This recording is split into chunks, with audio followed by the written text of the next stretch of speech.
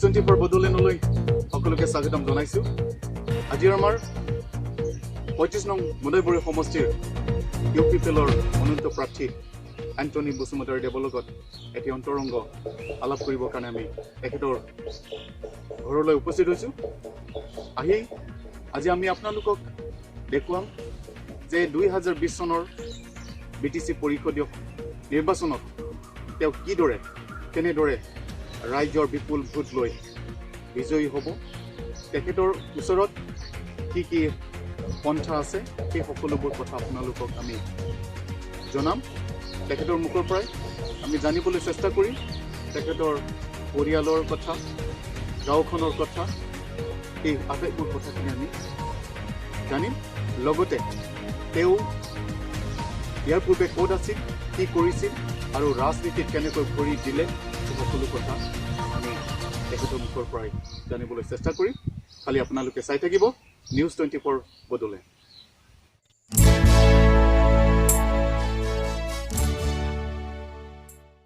এইবাৰ আমি নিউজ 24 বদলেনত তেখেতক অশেষ স্বাগতম জনাইছোঁ, আদৰি জনাইছোঁ আৰু নমস্কাৰ জনাইছোঁ।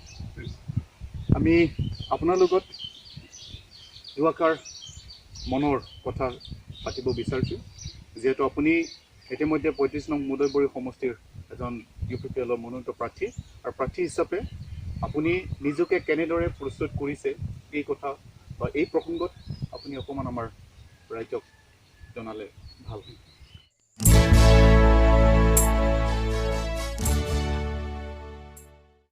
হয়, নমস্কাৰ। নিউজ 24 বদলেণ্ড নিউজ চেনেলৰ দৰ্শকসকলক মই আমাৰ চলিত ৰঙালী বিহু তথা নতুন বছৰৰ শুভেচ্ছা জনাইছোঁ। ইছলাম ধৰ্মাৱলম্বী ভাই ভনীসকলক যিহেতু ৰমজান মাহ চলি আছে, ৰমজানৰ শুভেচ্ছা জনাইছোঁ। আৰু সকলোকে আমাৰ বিটিচি বাকী তথা অসম বাকী যিটো কৰোণা ভাইৰাছ COVID-19 পেণ্ডেমিক এটা মহামাৰী বেমাৰ আমাৰ মাজত চলি আছে, সেই মহামাৰী বেমাৰৰ পৰা আমি কেনেকৈ বাচি থাকিব লাগে, ইয়াৰ কাৰণে ভাৰত চৰকাৰে এইবাৰ তৃতীয়তম লকডাউন চলাই আছে। এই লকডাউনৰ কিছু নিয়ম নীতি আমাক দিছে, গাইডলাইন দিছে। সেই গাইডলাইন মতে আমি চলিব লাগে। ছ'চিয়েল ডিষ্টেঞ্চিংটো আমি ফ'ল' কৰিব লাগে। শিথিল কৰিছে, বজাৰত যাব দিছে, গাড়ী চলাব দিছে, কিন্তু আমি নিয়ম নীতিটো বজাই ৰাখি আমি কাম কাজবিলাক কৰিব লাগিব। সেই মহামাৰীৰ পৰা নিজকে বচাবৰ কাৰণে এটাই উপায়, সেইটো লকডাউন। ঘৰত থাকিব লাগিব, ঘৰত থাকি আমি সকলোৱে থাকক আৰু গাইডলাইনবিলাক মানি চলক, তেতিয়াহে আমি সেই মহামাৰীৰ পৰা বাচি থাকিম। গতিকে এই মুহূৰ্তত নিউজ 24 বদলেণ্ড নিউজ চেনেলৰ শ্ৰদ্ধাৰ ব্যক্তিসকলক মই মোৰ ঘৰত অহাৰ কাৰণে অশেষ ধন্যবাদ জ্ঞাপন কৰিছোঁ। আৰু আপোনালোকৰ মাজত নিউজ চেনেলৰ মাজেদি আহিব পোৱাৰ কাৰণে মই নিজকে আনন্দিত পাইছোঁ। এই মুহূৰ্তত আপুনি যিহেতু ইউপিপিএলৰ মনোনীত প্ৰাৰ্থী, গতিকে প্ৰাৰ্থী হিচাপে আপুনি ৰাইজক এই লকডাউনৰ সময়ত কেনেধৰণে প্ৰস্তুত কৰি ৰাখিছে এই সম্পৰ্কত আপোনাৰ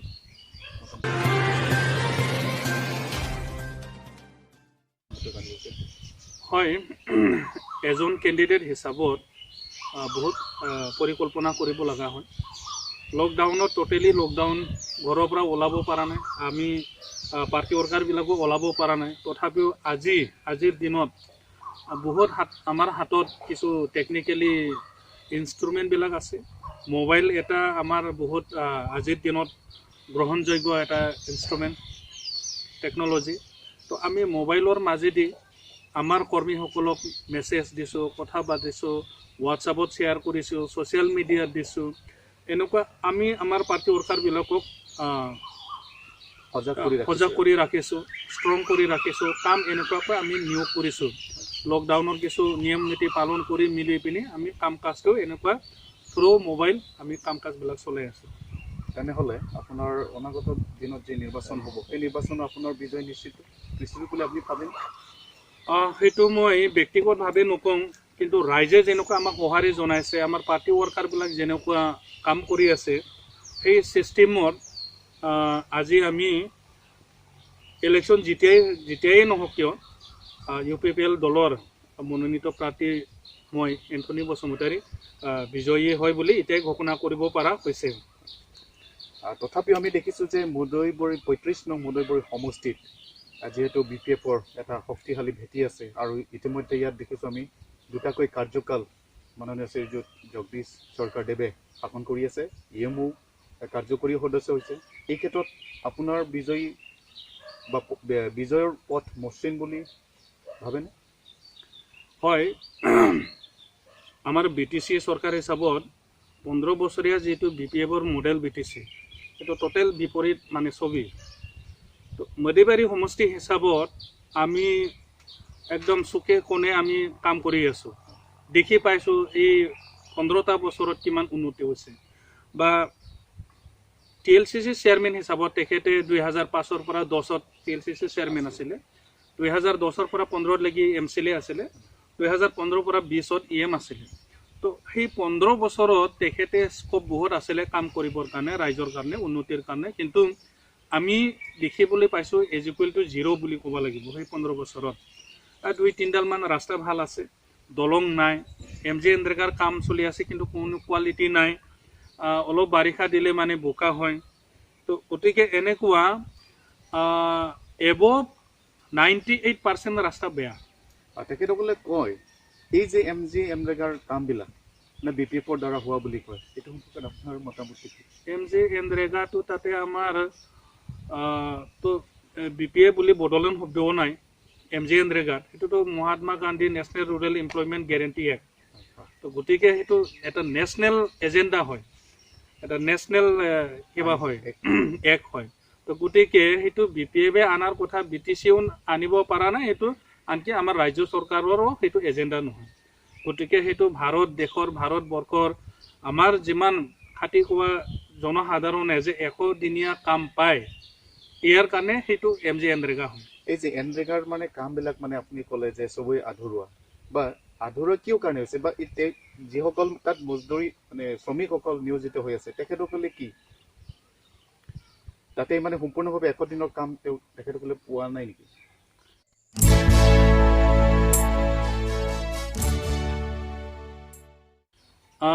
সেইটো 100 দিনতো পোৱা নাই, কিন্তু পাইছে। এইটো নামতহে পাইছে, কিন্তু এই পইচাটো তেখেতসকলে কেনেকৈ আকৌ ওলাই লৈ যায়, মাত্ৰ সেই জব কাৰ্ড হিতাধিকাৰীসকলে 200-300 এনেকুৱা হাজিৰা পায়, তাৰপিছত বাকী পইচা তেখেতসকলে লৈ যায়। তাৰমানে এইটোৱে নেকি যে MG এনৰেগাটো তাৰমানে ঠিকাদাৰী ব্যৱস্থাটো চলিছে? ব্যৱস্থাটো ইনডাইৰেক্টলি ঠিকাদাৰী ব্যৱস্থা চলে, ডাইৰেক্টলিটো আমাৰ জব কাৰ্ড হোল্ডাৰবিলাকে ফ্ৰণ্ট পেজত আহে, প্ৰকাশিতো হয়, কিন্তু খাই আছে কোনোবা।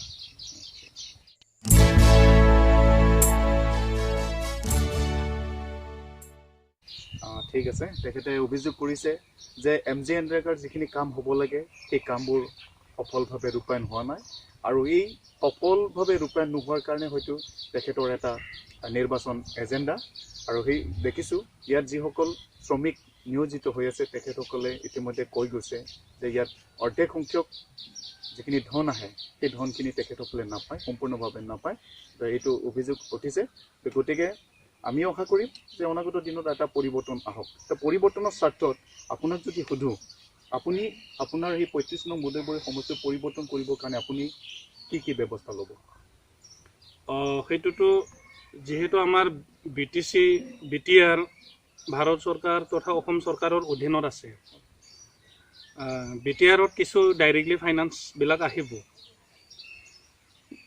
যিহেতু ডেভেলপমেণ্টৰ মেইন চ'ৰ্চটো হৈছে আমাৰ ভাৰত চৰকাৰ, তাৰপিছত অসম চৰকাৰ, আৰু আমাৰ BTC-ৰ ৰুৰেল কিছু ৰিচোৰ্চ থাকে। সেই হিচাপত তাতে কাৰ্যকৰী কৰা মানুহবিলাকে সুধিছাটো কিমান, ইয়াৰ ওপৰত নিৰ্ভৰ কৰে। এতিয়াতো আমাৰ চেণ্ট্ৰেলৰ ফাণ্ড আহে, ষ্টেটৰ ফাণ্ড আহে, BTC-ৰ নিজা অলপ ফাণ্ড ক্ৰিয়েট হয়। তো আমাৰ কি বুলি কয়, যদি অসমত ডাবল স্পীডত ডেভেলপমেণ্টটো হয়, আমাৰ BTC-ত 3rd স্পীডত কিবা হ'ব লাগে, ট্ৰিপল স্পীডত হ'ব লাগে। কাৰণ ভাৰত চৰকাৰতো আহে টকা পইচা, অসম চৰকাৰেও দিয়ে, 3 নম্বৰত BTC-ৰ নিজা কিছু কিবা আছে, ইনকাম চ'ৰ্চ আছে, ফাণ্ড থাকে। তো এইটো ট্ৰিপল স্পীডত ডেভেলপমেণ্টটো হ'ব লাগে, সেইটো হোৱা নাই। এতিয়া আপুনি মোক সুধিছে কেনেকৈ সেইটো সম্ভৱ বা কেনেকৈ কৰিব। চাওক, ৰুৰেল গ্ৰাম্য ৰাস্তাবিলাকৰ কাৰণে MJNREGA ফাণ্ড যথেষ্ট এইটো ভাল ইমপ্লিমেণ্টেশ্যনৰ মাত্ৰ দৰকাৰ ব্লেক টপিং CG ব্লক সেইটো PWDৰ ৰাস্তাবিলাক তো সেইটো চেণ্ট্ৰেল ফাণ্ড আজিকালি PMGSY আহে NLCPRত কিছু ৰাস্তা আহে SOPD থাকে তো এনেকুৱা কিছু আমাৰ সকলো ৰাস্তা যে পকীকৰণ কৰিব লাগে বা CC ব্লক দিব লাগে সেইটোতো এটা বছৰ বা দুটা বছৰৰ কাৰণে সম্ভৱ নহয় কিন্তু 5টা বছৰ কমসে কম more than 50% ৰাস্তা বনাবৰ কাৰণে সম্ভৱ হয় তো তাৰ লগত আৰু বিভিন্ন এজেন্ট আছে বিভিন্ন ইনষ্টিটিউট আছে তাৰ মাজেদি আমি কৰিব পাৰোঁ তো আমি দেখিবলৈ পাইছোঁ আমাৰ BTCত যেটো 40টা ডিপাৰ্টমেন্ট আছে BTR তো যদি কমপ্লিট ইমপ্লিমেন্ট হলে আৰু 47টা ডিপাৰ্টমেন্ট হ'ব আৰু 7টা ডিপাৰ্টমেন্ট বাঢ়িব তো আমাৰ বিভিন্ন দিশত 40টা যেটো ডিপাৰ্টমেন্ট আছে মানে 40টা টাইপৰ কাম আমাৰ চলি আছে সেইটো আমি দেখিবলৈ পাওঁ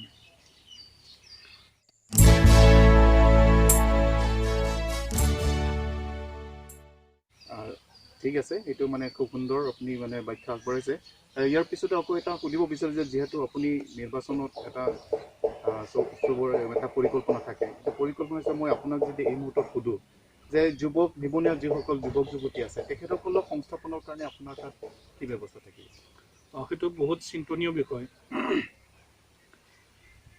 BTC চুক্তি হৈছিলে শিক্ষিত নিবনুৱা যুৱক যুৱতীসকলক সংস্থাপন দিয়া কিন্তু 17 বছৰত BTCত এনেকুৱা দিয়া দেখা নগল মানে ব্যৱস্থাও লোৱা নগল কিন্তু এইবাৰ সুকিয়াকৈ BTR চুক্তিত হেতু আছে এমপ্লয়মেন্ট জেনাৰেশন প্ৰজেক্ট বুলি আছে তাতে তো আমি কেনেকৈ এমপ্লয়মেন্ট জেনাৰেশন কৰিব পাৰো অকল চৰকাৰী চাকৰিটো সংস্থাপনৰ নহয় বিভিন্ন কোম্পানী আমাৰ আহিব লাগিব বিভিন্ন ইন্ডাষ্ট্ৰিয়েল সেক্টৰত আমি নিজকে গ্ৰোথ কৰিব লাগিব বিভিন্ন দিগত মানে সেলফ এমপ্লয়ি কিবা এইবিলাক সংস্থাপন হ'ব লাগিব তো ইয়াৰ কাৰণে আমি আমাৰ BTR অঞ্চলৰ ৰাইজক সজাগ কৰিব লাগিব হিয়তক মানে মেন্টালি ফিট আমি কৰি দিব লাগিব ইয়াৰ কাৰণে বিভিন্ন ভোকেশনাল ট্ৰেইনিং বিভিন্ন ইনষ্টিটিউচনৰ তাতে চুক্তিত আছে ধৰি লওক ইউনিভাৰ্সিটি 4খন ইউনিভাৰ্সিটি আছে এখন NIT আছে 4খন পলিটেকনিক্যাল কলেজ আছে তাৰপিছত আপোনাৰ মেডিকেল কলেজ ভেটেৰিনাৰী লগত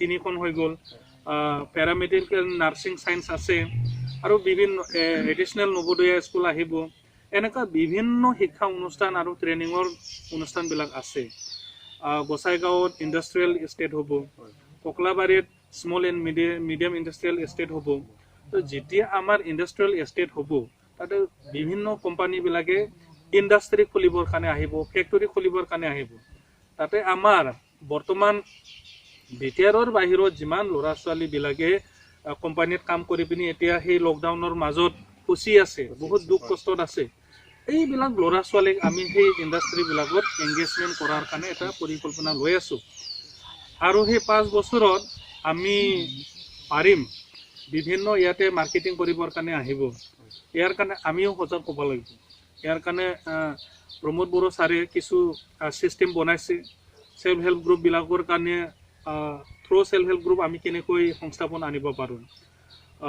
থ্ৰু মানে নিজকে সেলফ এমপ্লয়ি কেনেকৈ দিব পাৰে এই কিছু ট্ৰেইনিং ইনষ্টিটিউটবিলাক আমাৰ BTR চুক্তিত আছে তো গতিকে আমিও ইচ্ছাটো কৰিব লাগিব আৰু আমাৰ ৰাইজৰ ইচ্ছাটো কৰিব লাগিব তেতিয়া 5 বছৰত আৰু বহুত কোম্পানী বাহিৰৰ পৰা আহিব আমাৰ BTRত ইনভেষ্টমেন্ট কৰিবৰ কাৰণে তো এইটো এটা সুযোগ আমি ল'ব লাগিব মানে এই BTR চুক্তিটো আমি সুযোগ ল'ব লাগিব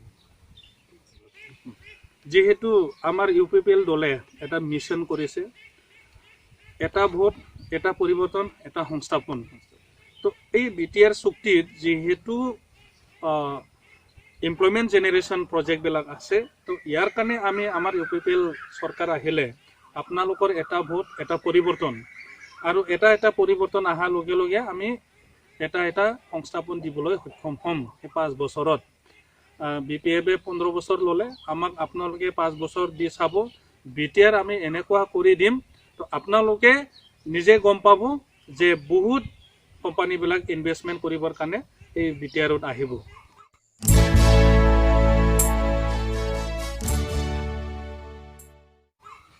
খুব সুন্দৰ তেখেতসকলৰ যি slogan one vote one change আৰু ওৱান জব কাৰণ এই যিটো শ্লোগান, এই শ্লোগানক যদি আমি বাস্তৱত ৰূপায়িত কৰিব পাৰোঁ বা আপোনালোক আমি যদি সকলোৱে মিলি বাস্তৱত পৰিণত কৰিবৰ কাৰণে তেখেতসকলক যদি এবাৰ সুযোগ দিয়া যায়, নিশ্চয় এইটো খুব সুন্দৰ। যিটো অসমৰ দ্ৰুতবেগী সমস্যা, নিবনুৱা সমস্যা, সেই নিবনুৱা সমস্যাটো সমাধান কৰাত সফল হ'ব বুলি আমি আশা কৰিব পাৰোঁ। গতিকে আমি আৰু বেছি দীঘলীয়া নকওঁ।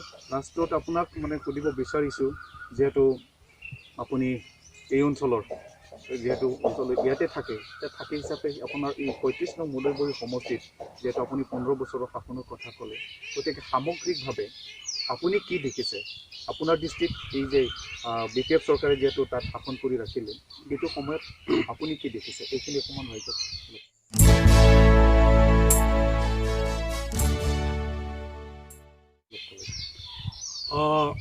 কালি পৰহিলৈকে ২৭ তাৰিখ এপ্ৰিললৈকে BPF চৰকাৰ চলি আছিলে। তো তাতে মানুহবিলাকে এনেকুৱা ভয়ৰ মাজত জীয়াই আছিলে, BPFৰ এগেইনষ্টত একো ক'ব নোৱাৰে। কিয়? অভিযোগ দিলে মানে তাক দাবী ধমকি দি পিনে ৰাখে, যাৰ বাবে IY ঘৰ পাব লগা মানুহবিলাক পোৱা নাই, পইচা দিব নোৱাৰে, IYৰ ভয় নাপায়। MGNৰেগাৰ যিটো জব কাৰ্ডৰ পইচা অলপ যদি কয় ৩০০ দিয়ে, কেতিয়াবা হিতাধিকাৰীবিলাকে ৫০০ টকা খোজে, নিদিয়ে, তো কমপ্লেইনটো দিবই নোৱাৰে। এনেকুৱা শাসন, এনেকুৱা দমন নীতি চলাই আছিল। BTR চুক্তিৰ পিছত অলপ সেইটো নৰ্মেলাইজ হৈছে। ২৭ তাৰিখৰ পিছত ২৮ তাৰিখে আপোনাৰ গভৰ্ণৰ ৰুলছ হ'ল। এতিয়া মানে টোটেলি সিহঁতে উল্টা মানে ভয় খাই আছে। UPPলে এইবাৰ এনেতো UPPলে আগৰ পৰাই কাম কৰি আছে। UPPলে কাকো ভয় কৰা নাই, ৰাজ্যকো সাহস দি আছে যে পৰিৱৰ্তন আমাক লাগে, পৰিৱৰ্তন আনিব লাগে, দুৰ্নীতিমুক্ত কৰিবৰ কাৰণে, ভ্ৰষ্টাচাৰ মুক্ত কৰিবৰ কাৰণে UPPL দলৰ প্ৰয়োজন। গতিকে আমি অনুৰোধ কৰি আছোঁ, সেই হিচাপত ৰাইজে সঁহাৰি দি আছে। এতিয়া ৰাইজে খোলা মনত ওলাই আহিছে। কোনোবা এতিয়াও BPFৰ মেম্বাৰবিলাকে কয় জব কাৰ্ডৰ পইচা সোমাইছে, ওলাই দিয়ক। তো এতিয়া ৰাইজবিলাকে দিব খোজা নাই। সেইটো আমাৰ পইচা, আমাক কাম কৰিবলৈ দিয়ক, আমাৰ পইচা আমাক দিয়ক। আপোনালোকে কাম কৰিব দিয়া নাই কাৰণে আমি কাম কৰিব পৰা নাছিলোঁ। আমাক কাম দিয়ক, পইচা আমাক দিয়ক। সেইটো যিটো শোষণ কৰাৰ যিটো নীতি, তাৰমানে আপোনালোকে যদি আহি যায়, মানে চৰকাৰত যদি আহি যায়, তেনে নিৰ্মূল হ'ব বুলি আপুনি ভাবে? এইটোতো নিৰ্মূল হ'ব, কাৰণ সেইটো ৰাইজৰ অধিকাৰ, গেৰেণ্টি এক্ট হয়, সেইটো এটা আইন হয়। আইনৰ যি বস্তু আছে সেইটো আমি মানে উলংঘা কৰিব নোৱাৰোঁ, কাৰণ সেইটো ৰাইজৰ পইচা, ৰাইজক কাম দিছে, সেই কামটো আমি চুৰ কৰিবলৈ নাযাওঁ। তাতে কিছু এটা টেকনিকেলি পইণ্ট আছে, মই আগতেও কৈছোঁ। MGNৰেগাৰ যিহেতু লেবাৰ ৱেজেছ আৰু মেটেৰিয়েল ছাপ্লাইহে আছে স্কেমত, তাতে এটা ৰাস্তা বনাব যাওঁতে আমাক মাটি লাগে। মাটি ক'ৰ পৰা আহিব?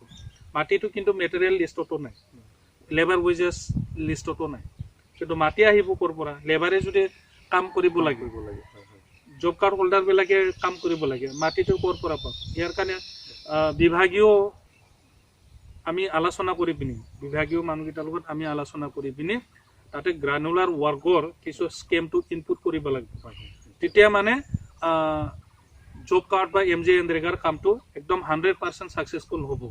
আৰু আমি হিতাধিকাৰীবিলাকৰ পইচাও চুৰ কৰিব দৰকাৰ নাই, কাৰণ তেখেতসকলে কাম কৰিব, তেখেতসকলে 100 দিনৰ পাব। আৰু UPPL দলৰ চৰকাৰটো আহিলে 100 দিনৰ ঠাইত 125 দিন হ'ব।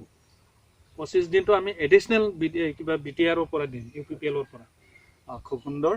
তেখেতসকলে কৈছে যিটো 100 দিনীয়া শ্ৰমিকসকলে পাব লাগে, জব কাৰ্ড যিসকল হিতাধিকাৰী আছে তেখেতসকলে 100 দিনৰ শ্ৰমিক পাব লাগে, মজুৰি পাব লাগে। সেইখিনি কিন্তু এতিয়া মানে তেখেতসকলৰ মতে, অভিযোগ মতে সেইখিনি সফল হোৱা নাই। গতিকে BTRত নতুন যে এটা চৰকাৰ আহিব, UPPL চৰকাৰ আহিব, তেওঁলোকে সকলোৱে সেই সুবিধাসমূহ পাবলৈ সক্ষম হ'ব বুলি তেখেতে কৈছে। গতিকে আমি আৰু বেছি দীঘলীয়া নকওঁ। এতিয়া লকডাউনৰ সময়, এই লকডাউনৰ সময়ত আপুনি সমষ্টিবাসীক কি আহ্বান জনাব?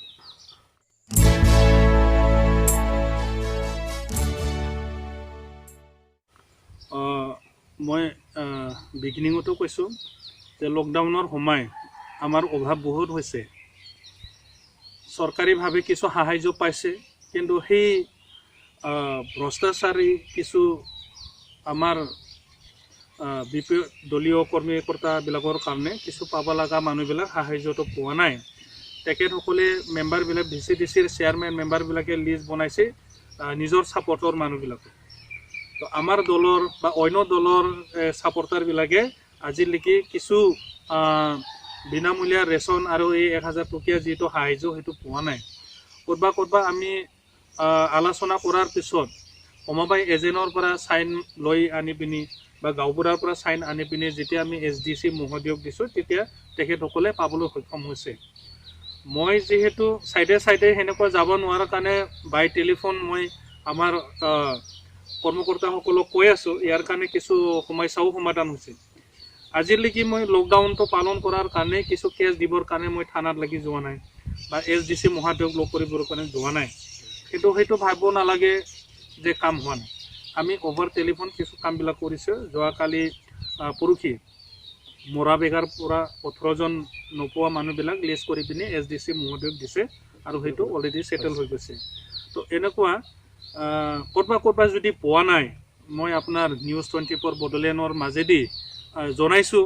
যদি পোৱা নাই আপোনালোকে লিষ্টটো বনাওক, সমবায় এজেণ্ট যোনটো দোকান আছে তাৰ পৰা ফৰৱাৰ্ড কৰি আনি পিনি আমাৰ SDC মহোদয়ক দিলে আপোনালোকৰ সমস্যা সমাধান হ'ব। খুব সুন্দৰ কথা। এই লকডাউনৰ সময়ত হয়তো বহুতো যিসকল দৰিদ্ৰ শ্ৰেণীৰ লোক আছে বহুত কষ্ট হৈছে আৰু সেই কষ্টৰ পৰা লাঘৱ কৰিবৰ কাৰণে কিন্তু চৰকাৰে গৰীব কল্যাণ প্ৰধানমন্ত্ৰী গৰীব কল্যাণ যিটো আঁচনি, সেই আঁচনিৰ জৰিয়তে সকাহ দিবলৈ তৎপৰতাৰে চেষ্টা চলাইছে। গতিকে যিসকলে পোৱা নাই তেখেতে আহ্বান জনাইছে যে খুব সুন্দৰ কথা। গতিকে তেখেতৰ লগত যোগাযোগ কৰিবৰ কাৰণেও আমি নিউজ 24 পৰা আহ্বান জনাইছোঁ। ইয়াত কোনো পাৰ্টিৰ কথা নাহে, তেখেতে নিজৰ সমষ্টিবাসীৰ যিখিনি দৰিদ্ৰ লোক তেখেতসকলক আহ্বান জনাইছে। গতিকে আপুনি যিখিনি কথা প্ৰকাশ কৰিলে ৰাইজক খুব সুন্দৰ, আৰু এই কথাখিনিক লৈ হয়তো আজি মানে ৰাইজেও পৰিৱৰ্তন বিচাৰিছে বা যিখিনি সময় এতিয়া 15 বছৰ যিটো ভুগিছে সেই ভোগাৰ পৰা মানে মুক্ত বিচাৰিব হয়তো। গতিকে আমি আপোনালৈ নিউজ 24 পৰা অশেষ শুভেচ্ছা জনাইছোঁ। আপুনি বিজয় হৈ আহক আৰু এই অঞ্চলত বসবাস কৰা কোনো জাতি ধৰ্ম ভাষা নিৰ্বিশেষে সকলোৱে যেন মানে দুপে আগবাঢ়িব পাৰে বা এই অঞ্চলৰ খুব সুন্দৰ এটা পৰিৱৰ্তন হৈ উন্নত হয়। আৰু যোগাযোগৰ ব্যৱস্থা আমিও দেখিছোঁ ক'ৰবাত নহয় ক'ৰবাত মানে যথেষ্ট ক্ষতি ৰৈ গৈছে, সেই ক্ষতিসমূহ যাতে পূৰণ হয় সুন্দৰভাৱে আপুনি এই অঞ্চলত থকা মানুহখিনিক যাতে আগবঢ়াই লৈ যায় তাৰ কাৰণে আমি শুভকামনা যাচিছোঁ। আৰু আপোনাক আজি আপুনি বহুমূলীয়া সময়টি আমাক খন্তেক সময় দিয়াৰ বাবে আপোনাক আমি নিউজ 24 বড়োলেণ্ডৰ পৰা অশেষ ধন্যবাদ জ্ঞাপন কৰিছোঁ আৰু আমাৰ আজিৰ অনুষ্ঠান ইমানতে আমি সামৰিছোঁ। ধন্যবাদ।